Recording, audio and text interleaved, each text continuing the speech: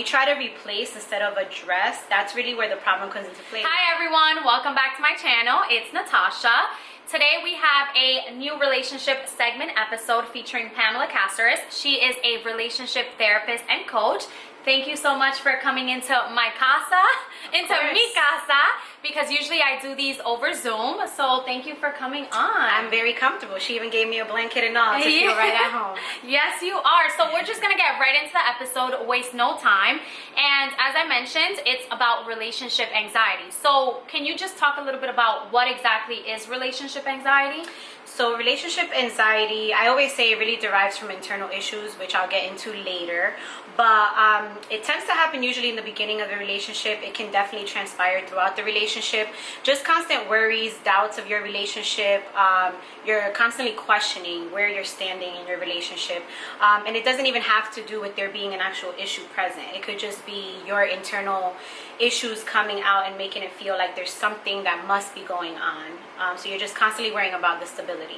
Okay, and as you were talking and you were mentioning worrying about the stability of your relationship, that's, I'm assuming, one of the signs that you're anxious, right? But what are some of the other signs that may not be that common or that you can see right off the bat, but that are signs that, okay, yeah, I'm anxious about my relationship?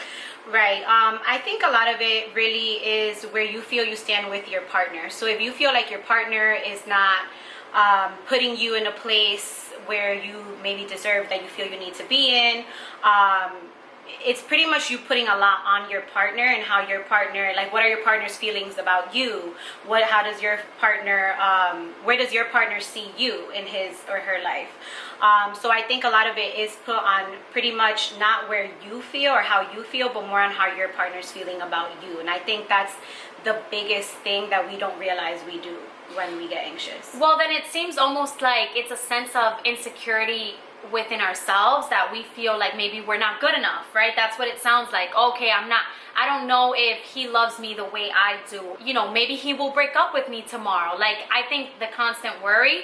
But I do have to say, it also kind of sounds like it could be some sort of trust issue, right? Because if I'm feeling insecure about something, maybe it's because I don't fully trust you 100%, and that's why I'm feeling the way I feel. So does that go hand in hand where it's insecurity based off trust issues, or is that like a whole separate topic?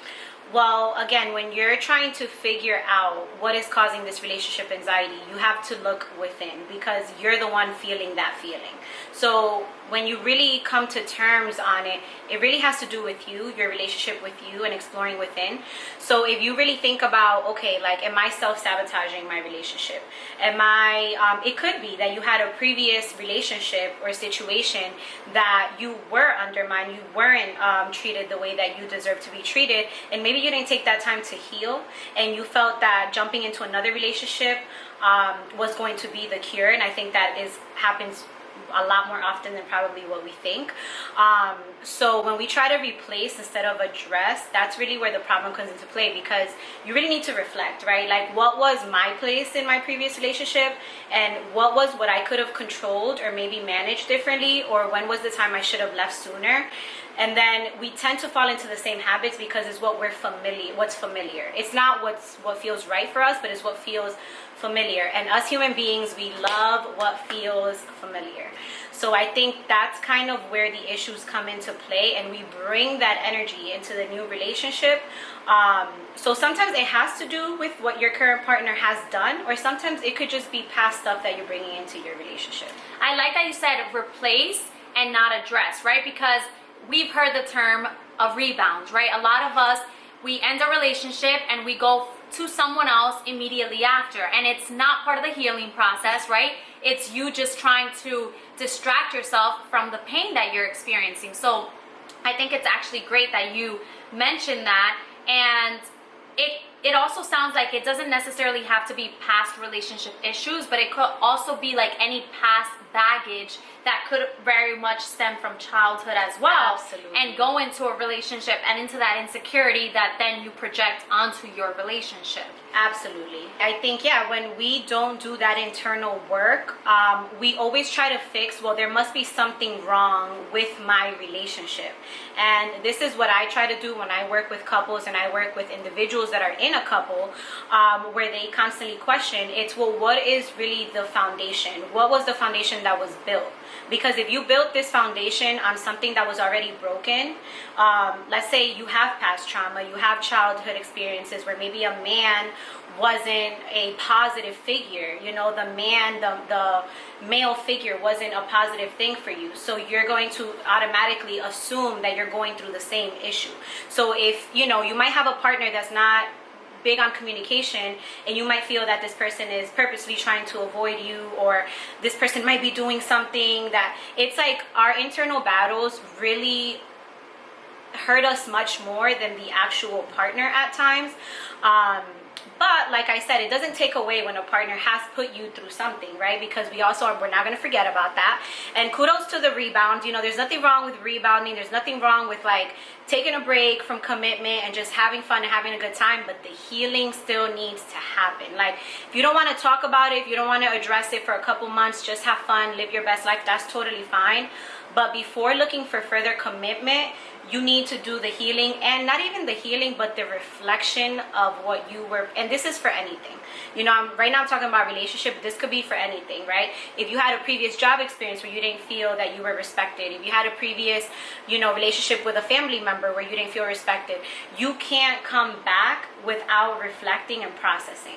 Sometimes it could be done with just a coach guiding you through your process. Sometimes you do need to hit some of those deeper inner parts of you, which is then when I determine, okay, when we need to turn this into more of a therapeutic process rather than a coaching. Yes, and I like that. And in terms of the long-term effects, or even short-term effects, whatever you want to touch on, of you feeling anxious about your relationship, how does that affect your partner?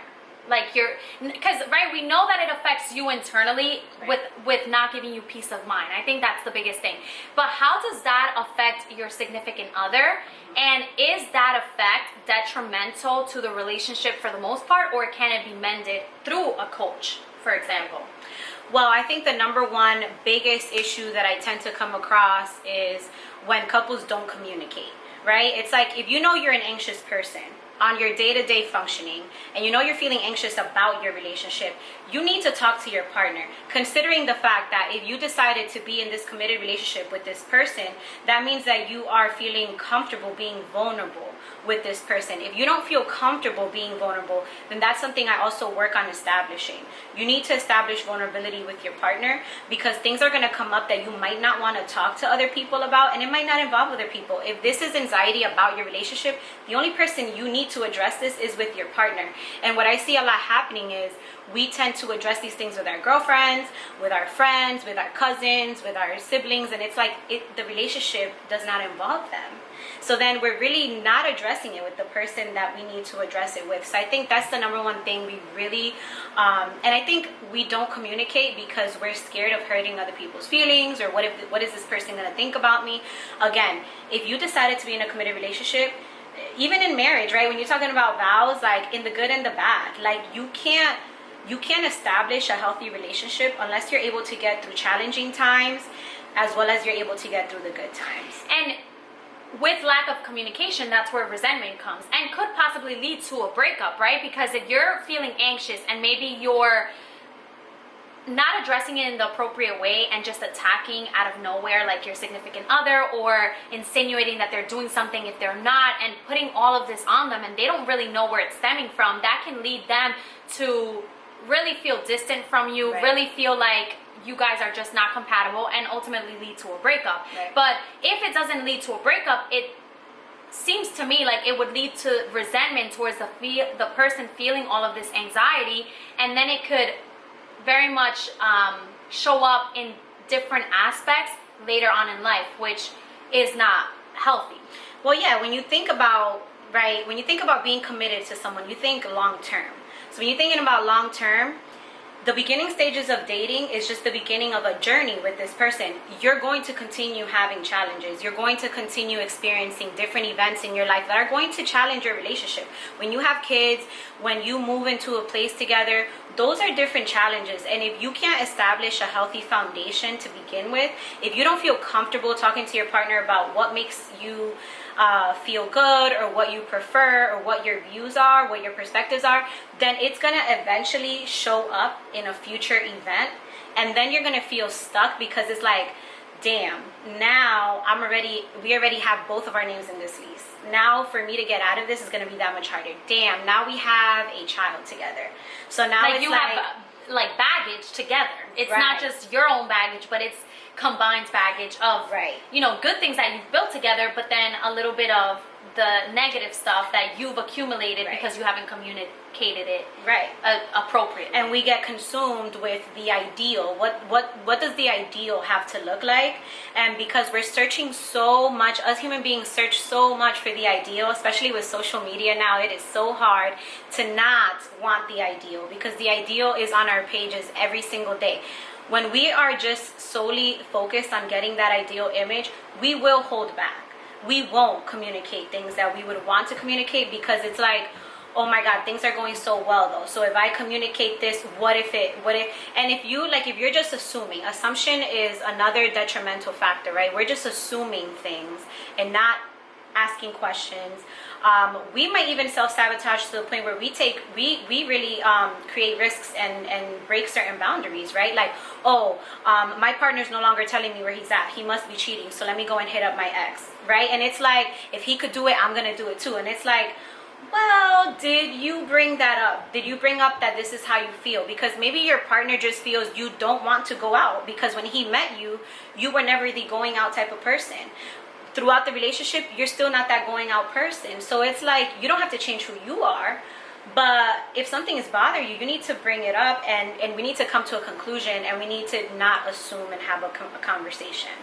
I love that. And when it comes to tips for coping with anxiety in your relationship, I know you mentioned therapy and coaching, and with your work, I guess my question is, what are some general tips that people can take into account and do for themselves if they don't want to go the route of therapy and coaching? And then the second part is, what is your process for working with an individual or a couple dealing with relationship anxiety?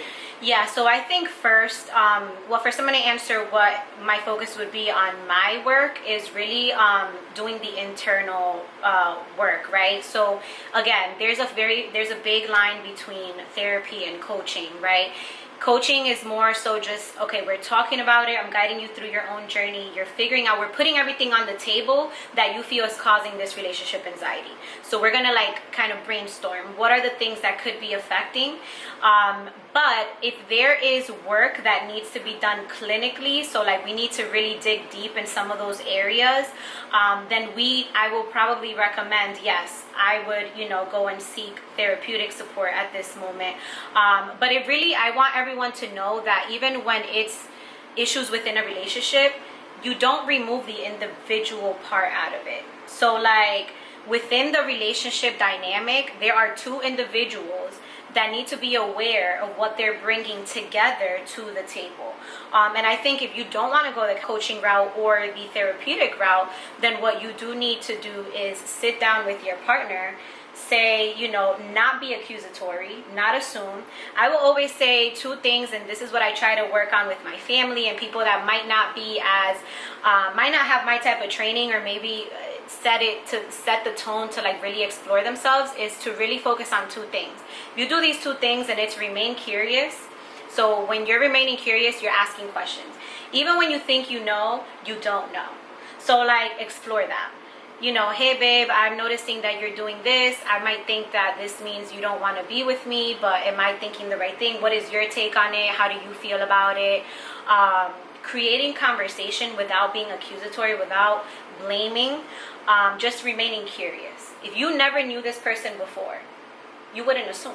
So why do we feel like we could do that with our partners? Right? If we didn't take the time to get to know that area, then we might not know. Everyone has different upbringings. That's why I say, no matter how healthy a relationship is, there's still two individuals there with two different upbringings, two different perspectives. So I value both of those, and in a relationship, everyone should value both perspectives and meet in the middle somewhere. So remaining curious and communicating, asking questions. If you're feeling open communication, right? Yes. Because communicating could be you saying whatever you feel, but you're accusatory. But open communication is, I feel this because of this. Now, what are your thoughts about what I'm feeling? You know, maybe I'm misinterpreting or misunderstanding something. Can you help me explain it? Can you elaborate further? Communication is going to be the key for a lot of relationships in your life, to be honest. That's kind of like one of my main things that I try to live by every day. You have to you should even be communicating about the small insignificant things. When you bring up the small insignificant things, I do this with my friendships, with relationships, with everybody. When you bring up the small things, you don't allow space for those small things to build up and become then a volcano that erupts. Because your body, we're not machines. We are not battery operated. We revolve on emotions. And if we don't allow ourselves, again, to feel vulnerable enough to allow this conversation to happen, we're just allowing things to build. And one small little thing that might be insignificant can just tip it over. Yeah. So we don't want that to happen. Some people can establish a healthy foundation, but because there's so much resentment and baggage, like you say, it takes a lot longer. So that's another thing. When you're seeking professional help, whether that's through coaching or through therapy, be mindful that the amount of time, let's say you've been holding in for 2 years, imagine the time that it's going to take to repair the damage that you feel has been done for 2 years. That's not going to happen in 3 sessions. That's not going to happen in 6 sessions. If it took 2 years for things to get to where they are now, imagine to repair that, going one by one and really figuring out, going back to basics and really figuring out where this even started. It takes a while. And unlearning some of the things that you learned that really weren't the right approach, right? Because a lot of things, a lot of habits that we have, we've learned through our family, our immediate family, parents, you know, even close friends that you grew up with that maybe are no longer friends. And you have to unlearn those things, and that takes time, right? It's always a work in progress. It's like my favorite word to use because I feel like us as humans are a work in progress. Yes. But I do appreciate you taking the time to really drop all of these gems because it's really useful for people out there. I've definitely experienced relationship anxiety. Absolutely. And I feel like it can stem from a little bit mix of both, like my experiences in my relationship and then prior experiences, right?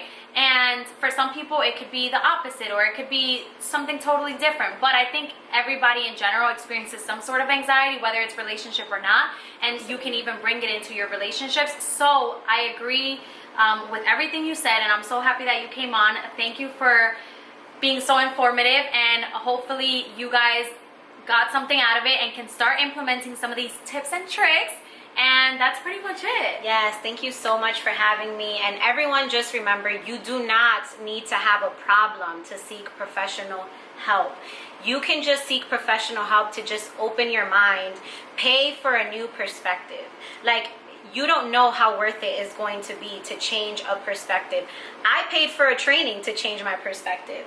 So you don't have to have an issue to seek professional help. You can just be seeking a different opinion.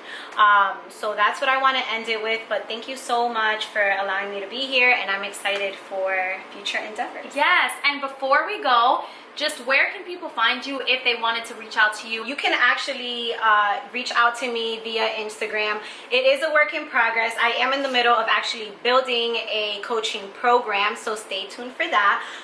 But you can reach out to me through love.cataxi, and that is pronounced Caceres. It is a name that I was given, so I have obviously my birth name, but I was given this name and it has my own personal touch to it. So it's love.cataxi for Instagram, and again, that's Cataxi. Yes, and then stay tuned for the website. As she said, I'll be putting everything in the description box below. But again, thank you so much, and see you guys next time. Bye. Bye.